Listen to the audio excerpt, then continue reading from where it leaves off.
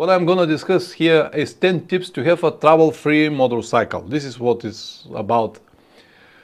The tips that I'm going to give you are simple and everyone with a little common sense should follow it. But the problem is that nowadays the whole reality is twisted and the common sense is not so common. People don't believe that they might have a trouble-free motorcycle.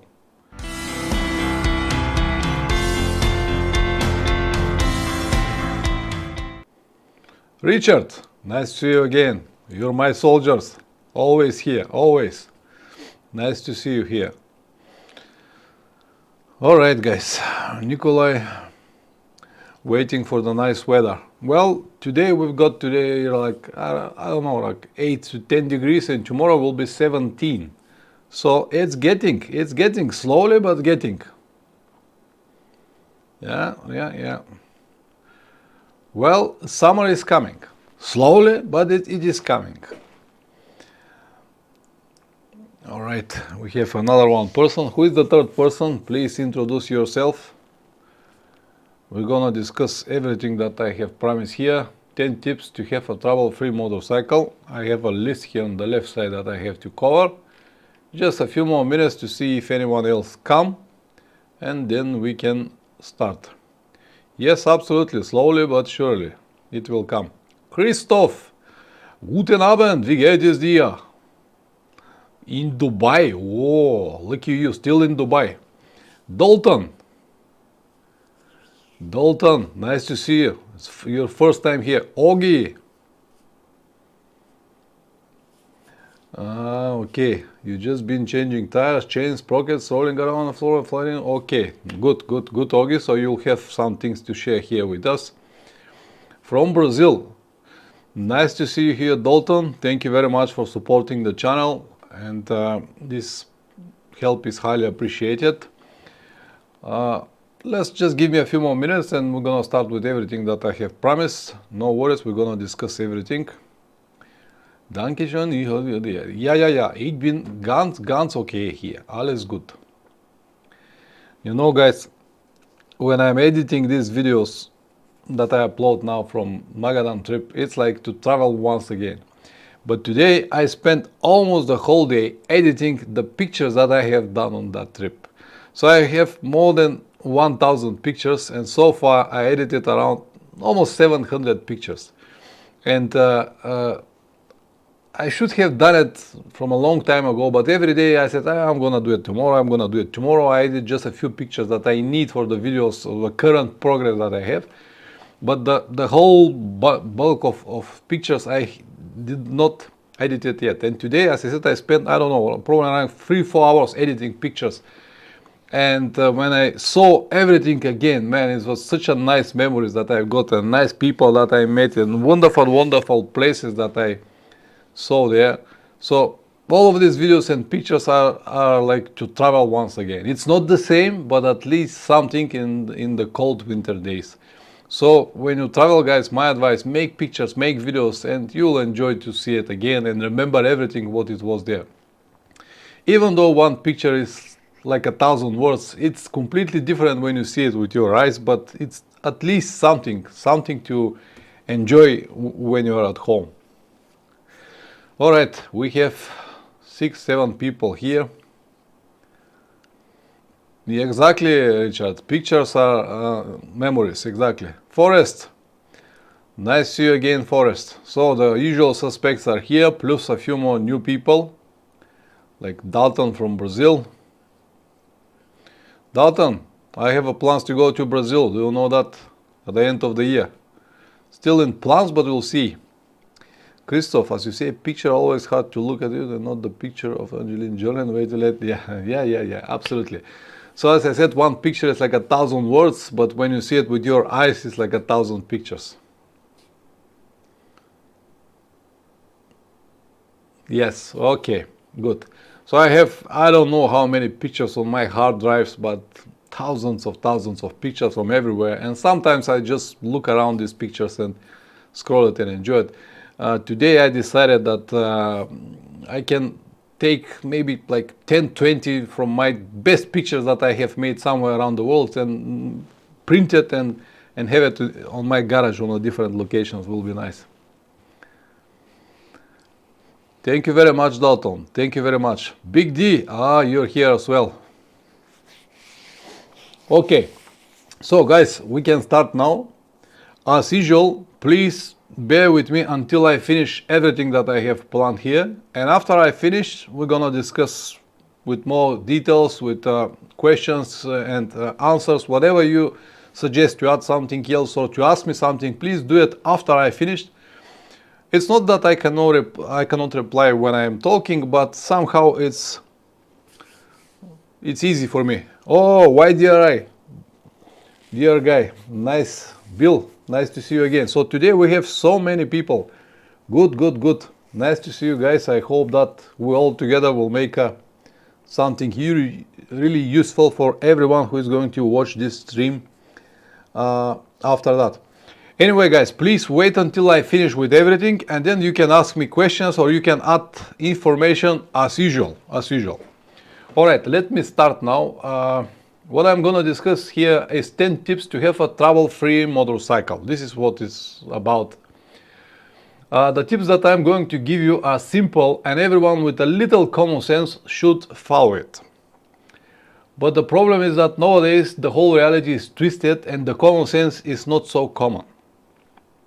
People don't believe that they might have a trouble-free motorcycle.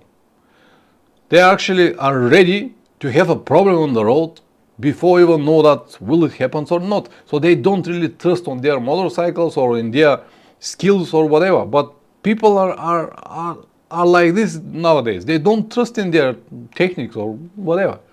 So what I will suggest is to go back to the basics. Old knowledge from 20-30 years ago, it is everything that you need. You don't need fancy stuff. You don't need new applications to fix your motorcycle. By the way, now when I was in Poland, I met a guy, wonderful guy, Arthur. He has applications for everything. For everything, man. Everything you can imagine, he already has application in his telephone. So I asked him, do you have application for flat tire of a broken motorcycle? And he was looking like, no, I don't have. So you cannot trust on the applications.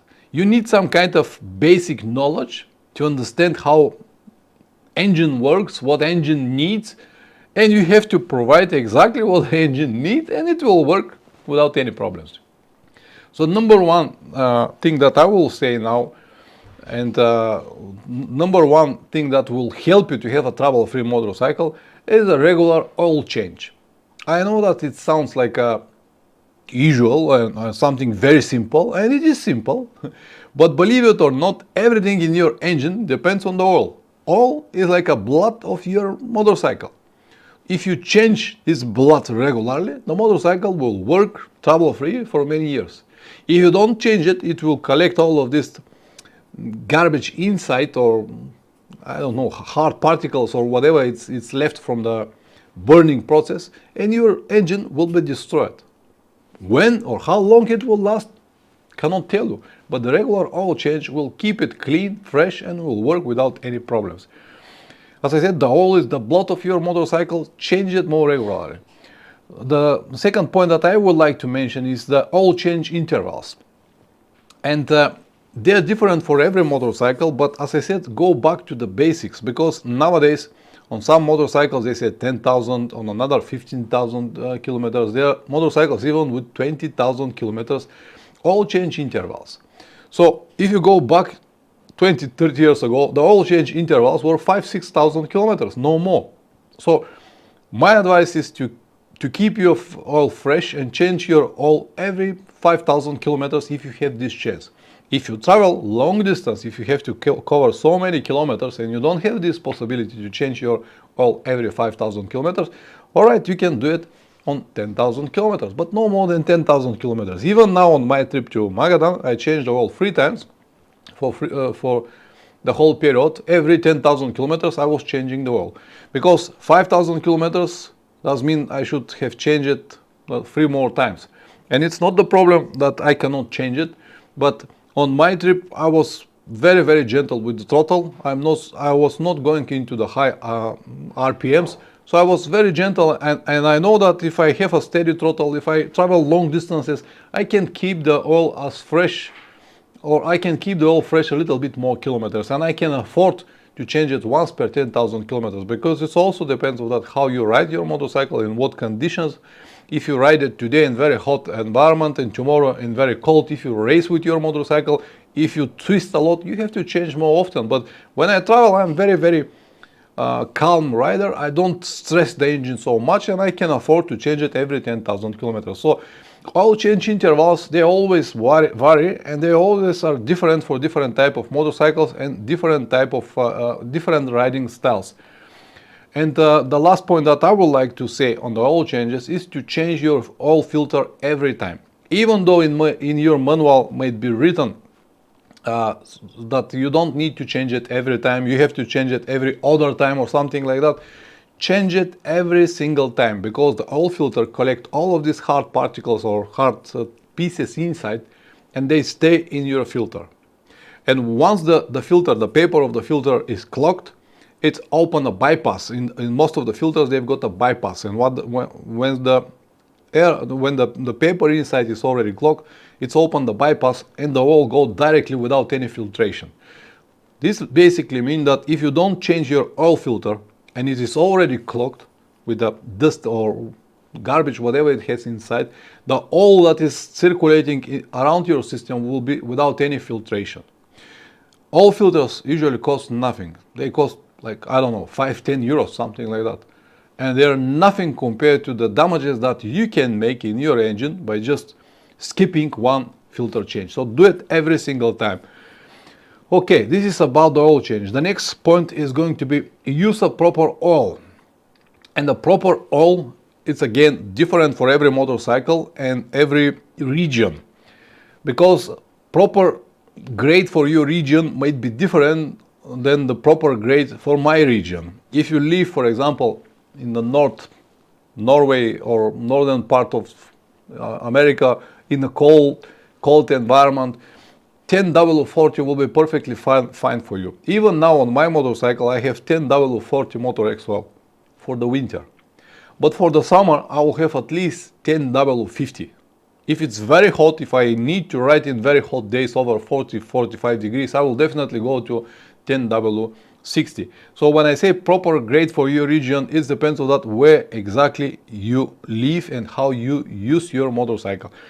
Even though in your manual might be written 10W40, this is exactly what is written on the manual of my Tenere, 10W40, I prefer to have in the summer at least 10W50, because the manual is written for thousands of motorcycles everywhere around the world.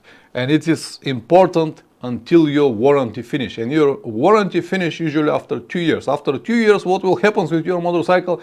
The manufacturer don't care at all.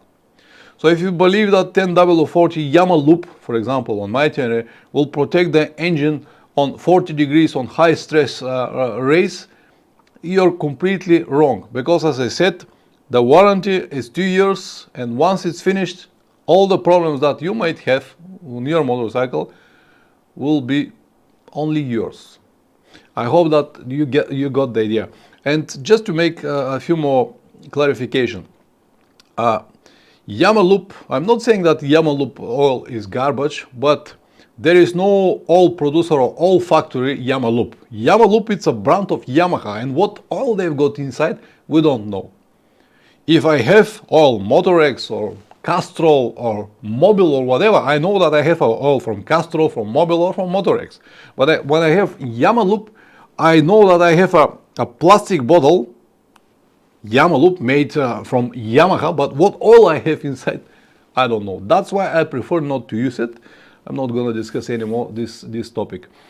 Anyway, so as I said, manual is not enough. It should be the region that you're riding, the riding style again, the climate and everything. You need to have all of this in consideration to protect, to preserve your motorcycle as maximum as possible miles. You know best what exactly you need. You know how hot is your climate, you know how hard you ride your motorcycle or how gentle you ride your motorcycle, whatever. You know how you use it and how used it all the time. So you know best what kind of oil you need. So manual, it's like a minimum. This is the minimum. But I guess that you don't need to have always the minimum. It is better to have the maximum protection than minimum protection. All right, let's go to the next point, number 3, is to warm the engine.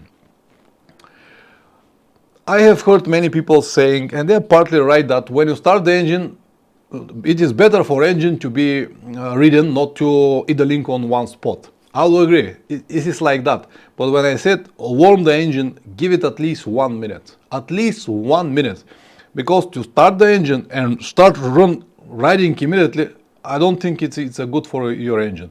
At least 1 or 2 minutes idling on the spot, it's not going to destroy your engine, or it's not going to harm your engine at all. It's exactly the opposite. It will warm the oil, it will warm the antifreeze a little bit, it will start to get at least some kind of temperature. The oil will split everywhere, in every small hole or small pieces, small parts of your engine. It will be lubricated. So after this 1 or 2 minutes, start to ride, but slowly. Don't twist the throttle. Don't go to the high RPMs. Just do it gently. After 1 or 2 minutes on the spot, usually what I do when I start the engine, I leave it to idling. It doesn't matter if it's cold or summer or whatever. I always leave it for at least 1 minute.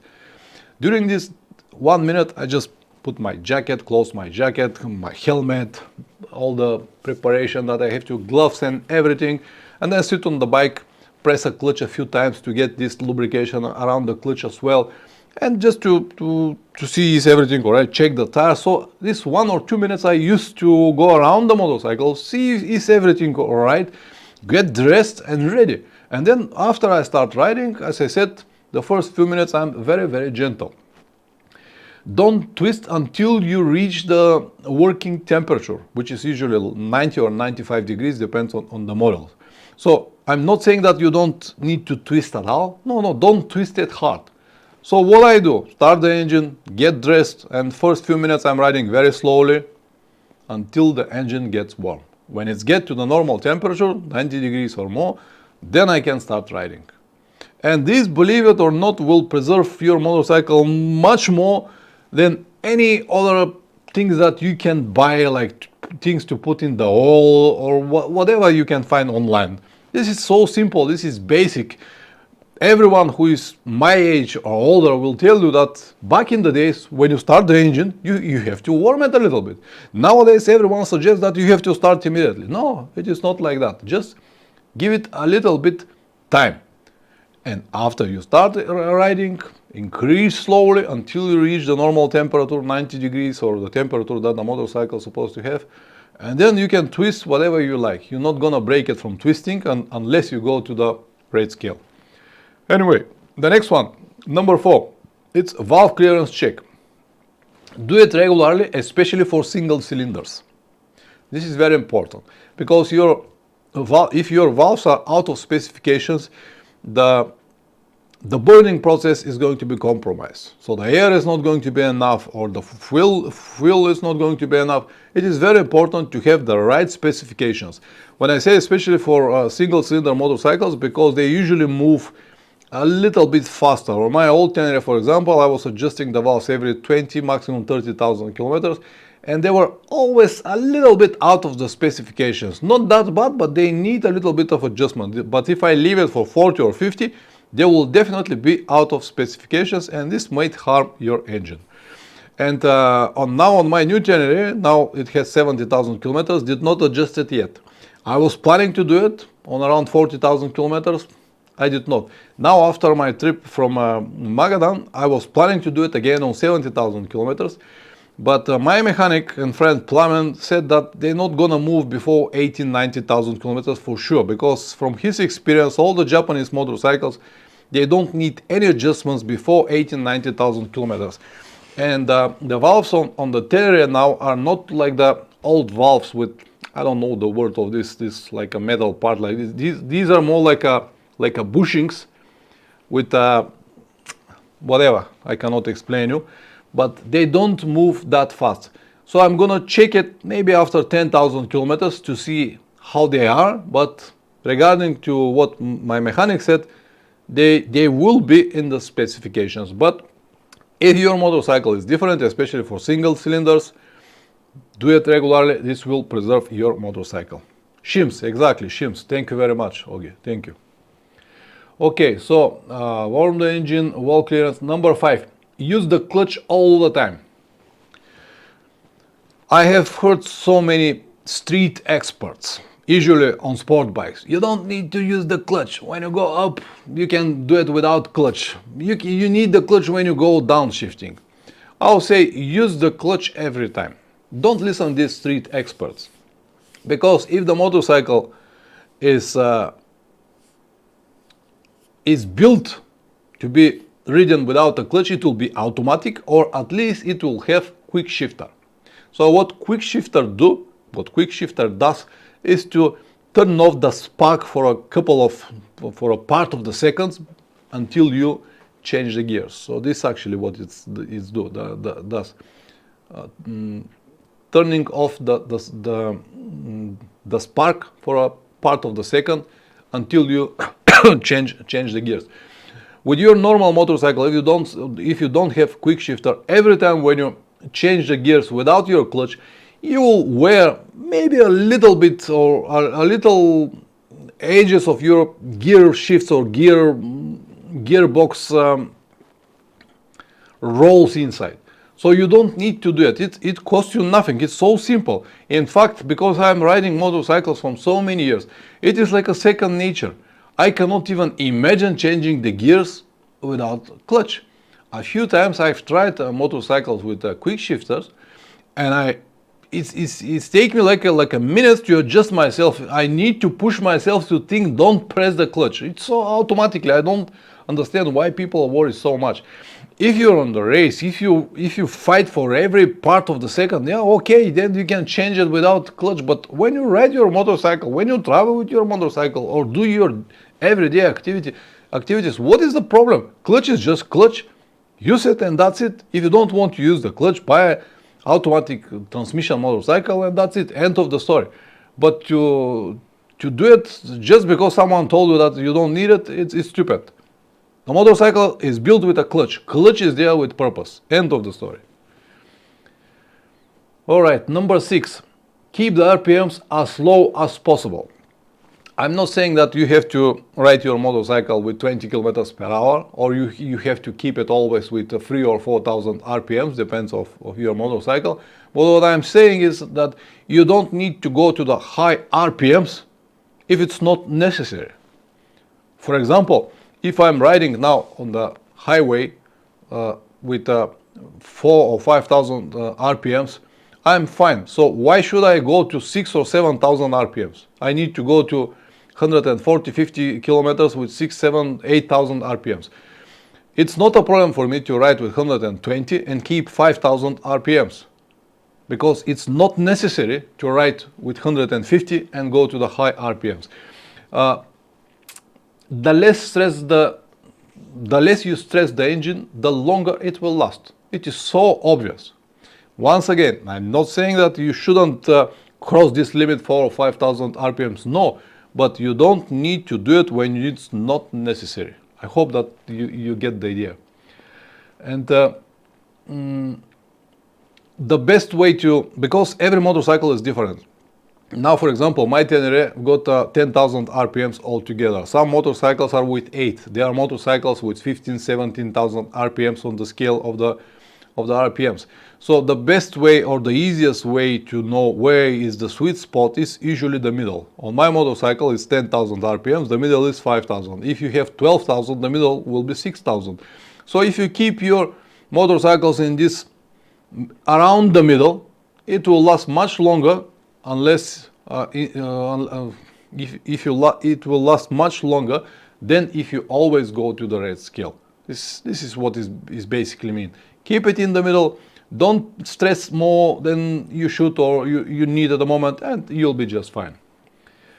Okay, if you plan a lot of highways, if you know that you will stress the engine, because you let's say you live in Germany and you decided to go to Turkey, and you know that you'll spend 2 days on the highways with 140 kilometers per hour because you have no time.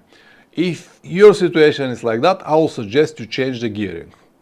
Go for big sprockets on the front or small on the back, whatever is easy for you, but change the gearing to distress the engine a little bit. This will help you a lot. All right, this was on the RPMs. Number 7, don't wash your motorcycle unless it is absolutely necessary. I know that this is a sensitive topic, and here many people will react and say, no, I'll keep the motorcycle clean, I need to keep it clean. If you keep the motorcycle clean, it will last longer. It is not correct. The less you clean it, the longer it will last, because the water is not your friend. The water will actually slowly destroy your motorcycle. Clean it only when it's needed. For example, you went outside to ride and you come back home really muddy. Yeah, clean it, clean the motorcycle, clean the chain, clean everything, and lube it after that. Or you went out and it was winter time and there was salty streets everywhere, and you come back at home. Of course, clean it, because this salt will destroy your metal parts. But not every time, not after every ride, not after every rain. You don't need to do it all the time, because this water and all of these chemicals that are used in this washing, whatever, the things that you use to wash your motorcycle, there are chemicals inside, and these chemicals are actually detrimental for your motorcycle. They will destroy all the cables, they will destroy all the insulation, especially about the plastic connections that it has.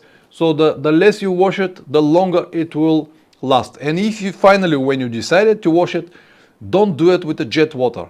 Or if you have to do it with the jet water, you don't have another option, maybe it's very muddy, so do it from a distance, at least like 1 meter from the motorcycle, and don't spray directly to the chain, to the wheel bearings, or to the electronic components of the bike. Just make it gently. The best option will be with a pipe and water, not jet water, just a normal, slowly cleaning. All right, this is about the washing. Now, number 8, keep it away from the weather conditions, away from sun, cold, rain, and snow. I mean, when you don't ride it.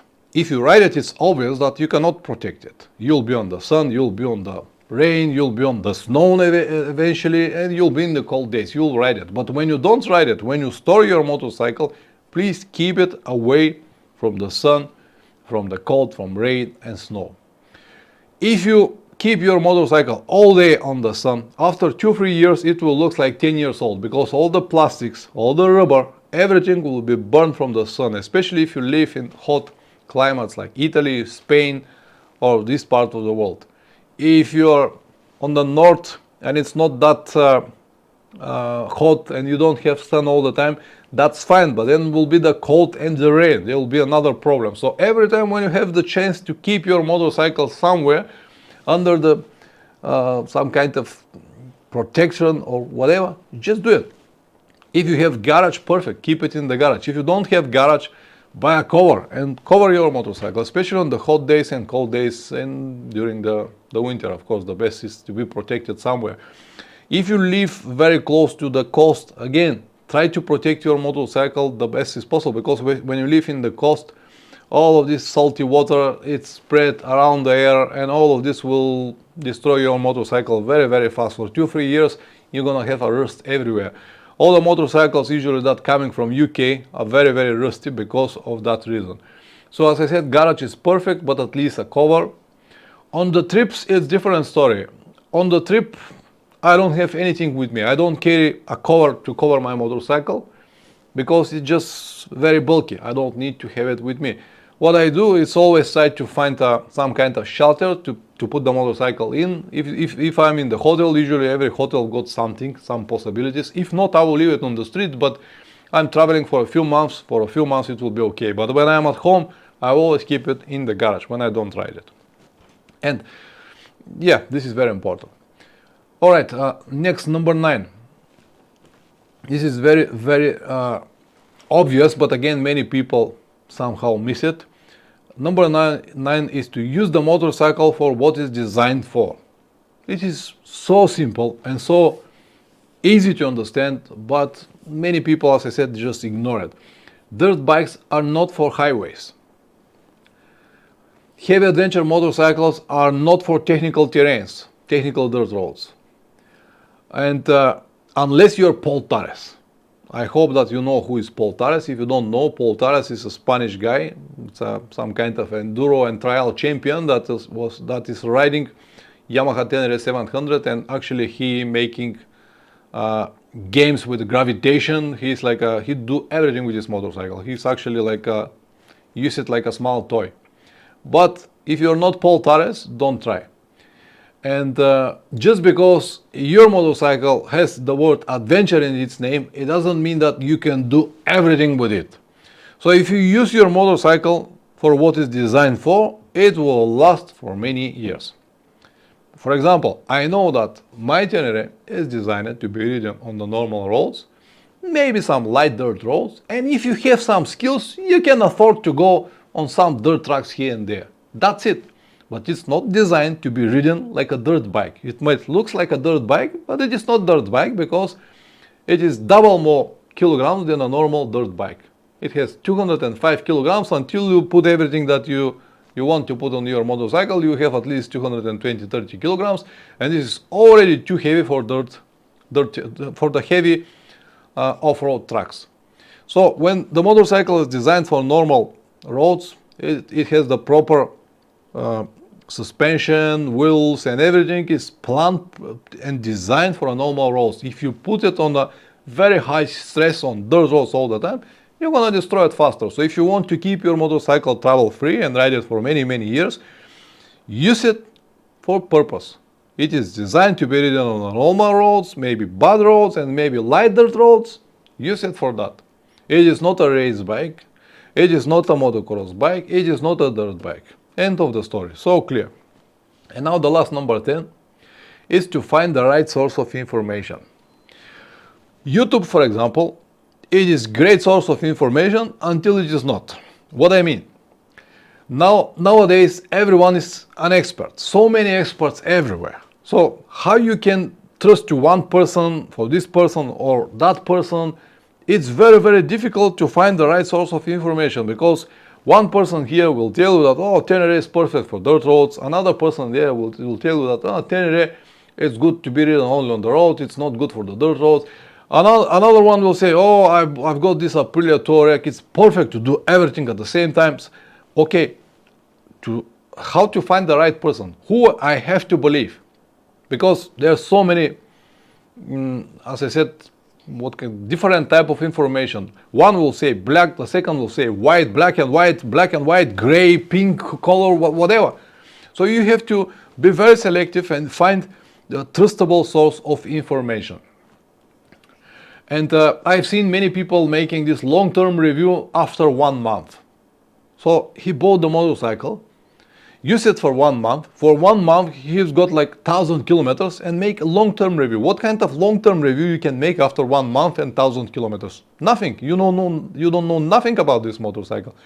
You don't have the problems. You don't know the problems of this motorcycle. But even so, these people make this so-called expert opinions on YouTube, and they said you need this, you need that, and that, and that, and that, and that, and that.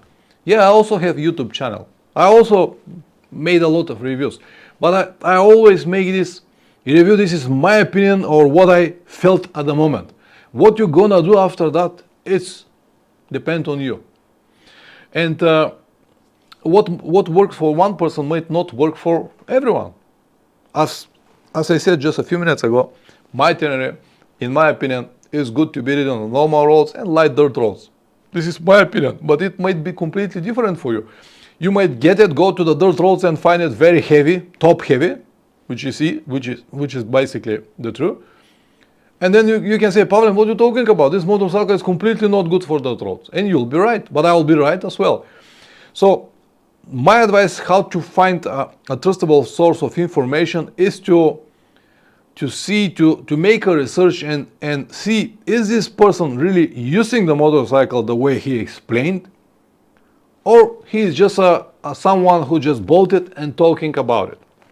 And one example that I can give you now, the other day I watched a video on one Australian guy, Aryan Man or something like that, his channel. He's actually the only person on motorcycle topic channel that I watch on YouTube, because I watch a lot of YouTube but not on motorcycle topics. But this guy, he's a former racer, and he understands very well the motorcycles, and his videos are usually very, very clever and very well made. Motology or whatever was the channel. But I know that he has the background. I know that he has the experience. I know that he proved everything. He showed everything in his videos, so I can trust him. But it is different story when someone just came on the scene and start talking and explain everything without any experience. On my channel, everything that I told you, whatever, from day one until today, it's based on my experience, because I played this game for many years. I know what it is. I can prove it. I even have everything on videos to go back and show you exactly what I do. I'm not saying that you have to listen only me. No, absolutely not. But you have to be a little bit more selective, find the right information, trustable information. And then even so, it might not work for you. That's it. Motology, top man, absolutely. Yesterday I watched he bought a Tenere World Race and now try to minimize the weight on it. Was a good video, watch it if you haven't already. And he actually put the indicators on the same position that I've done it already a few months ago. Good man, came to the same conclusion. Alright guys, as I said, these are the top 10 things. Let me remind you once again what they were. Regular oil change, use a proper oil, warm the engine, valve clearance check, use the clutch every time, keep the RPM as low as possible, don't wash it until it's necessary, keep it away from weather conditions, use the motorcycle for what it's designed for, find the right source of information. Absolutely, Richard. Preparation equals preservation. Absolutely, I agree. Now guys, if you want to add something to the topic, please do it so. I'm here. If you have any questions or if you want to add just something, go ahead. As you know, this stream will be watched from many people after we finished, and we hope that we will provide them enough information to protect their motorcycles. Bill, too many people on YouTube don't have experience or knowledge but talking in people in the same situation. True, absolutely true. It's very, very difficult to find the right information. Very, very difficult. Because as I said, I watch different type of videos, but it's more or less the same story. Sometimes I'm looking for solution for a problem that I have, and I go to YouTube and found some channels talking about this stuff, and I spend 10 or 15 minutes watching a video just to realize that this video is absolutely garbage. It showed me nothing, and it did not help at all. So it's very, very important to have the right information. Oh, thank you very much, Ogi. I'm sure that you can add something, but more or less these are the basics. Nikolai, how many kilometers did you put on your chain on a trip to Magadan? My chain lasts 36,000 kilometers, Nikolai. 36,000 kilometers.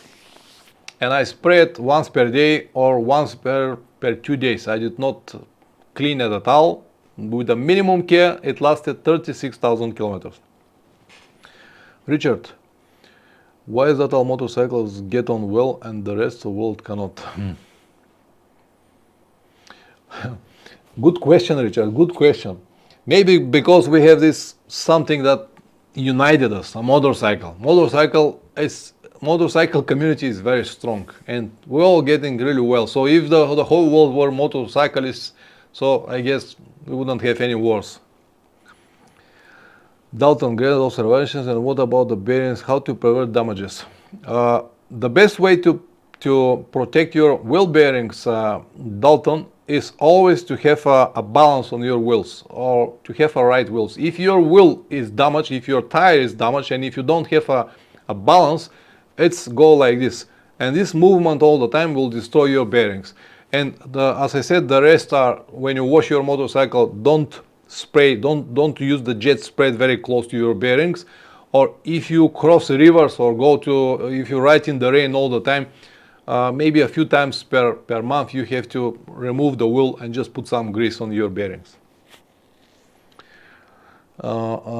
Finding a good motorcycle mechanic is tough, especially for valve clearance. Yes, it is tough. I'm a lucky man. I have a mechanic friend here in Varna, but it is not a difficult procedure. If you cannot find mechanic, you can learn how to do it. For example, on my old Tenere, I did it always by myself. It is not a difficult procedure. The reason I don't do it here by myself, because my friend is mechanic and it's a pleasure for me to go there, work with him, filmed everything, give him some money. And it's just a pleasure for me to do that. If it's not him, I will do it alone. So this is what I'm saying. It's not that difficult. Once you had a big trouble with bearings trip to Uruguay. Yes, Dalton, I will suggest before your next trip, change the bearings, or at least check it. If they are more than 20,000 kilometers old, change it before the trip and you're not gonna have any problems on the trip. This is what I do all the time. So far on my new Tenere, the bearings are still stock, but before my next trip to South America, if I go with this motorcycle, I will definitely change the bearings and will start from here with fresh bearings, and they will definitely last the trip. This is like one of the easiest way to avoid problems on the road is to do a proper maintenance before the trip, and everything you do before the trip will help you during the trip, and you don't need to worry about the bearings once you're on the road. It also happened a few times with me when I missed this maintenance, so after that I did it on the road. So it's okay. Even though I have done this for many years, I got nervous before every trip. It's absolutely normal. Okay, it is the same for me. I prepare everything, but even so, when I start, I'm a little bit nervous for a day or two. After that, everything settle and go back to the normal days. Why, dear guy, I'm old school and always warm the engine for 5 minutes before riding. Metal needs heat and expand to reach correct tolerance and cool mode. Absolutely. I'm the same, Richard. I'm the same build. I always have it at least 1 or 2 minutes on the place and then very gently until it gets warm. It is what I have learned many years ago with my first motorcycle, with many cars. I'm always the same. And I can stand behind my words because during my motorcycle or car experience, I never got problems with cars or with the engines, with the cars or motorcycles. Because I believe because of that, because I always give it at least a few minutes to warm. It's like to wake up and start running immediately. You cannot. You need to wake up slowly, wash your face, maybe got some coffee, get warm a little bit, and then you can move, but not go to run immediately. Yes, this is one of the points that I forgot. Thank you very much for adding this, Richard. Keep your motorcycle stock as far as possible. Absolutely agree with this. The more you change things on your motorcycle, the more you upgrade it or make modifications, the more you risk and the more you shorten the life of your motorcycle. If you keep it stock, it will last much longer. This is very important. Thank you very much for adding this, Richard. I forgot actually to mention this. It should be number 11 here, or maybe number 1. Maybe I should have started with this. That important it is. If you make some kind of modifications, make sure that first they are absolutely necessary and second they are made properly. Okay. Assistia will have to agree, steady always first in the morning. Yeah, absolutely. I'm on 50, but I can see that it's not like when I was in 20. When I was on 20, I can stand up and run immediately. Now I need a little bit time. Slowly. So it is the same for the engines. The reason why motorcycle industry and car industry, they always suggest that to start the engine and go immediately is because of the pollution. They are forced to talk like this because of pollution. Because they said if you idle on the place, you concentrate a lot, you make a lot of CO and you will pollute the atmosphere. But it's bullshit. Alright guys, I will give you more 5 minutes and then we're gonna finish here. It's already long enough and it is Sunday. I'm sure that you have a better things to do on Sunday than to talk with me here online. But anyway, I would like to say once again, thank you very much for coming. Thank you very much for supporting the channel first. Thank you very much for coming. Thank you very much for always be here and help me do these streams, because without you I cannot do it. I am just one man, but without my audience it will be pointless to make the stream. I cannot stay here and talk alone, even though the video will be watched after that. It's not the same. So thank you very much. Alright guys, thank you very much. I'm gonna end it here. Once again, thank you very much for the support. Thank you very much for coming. Thank you very much for all of the things that you add here. The day just begin for you, Bill. Enjoy your day. All right. See you next Sunday.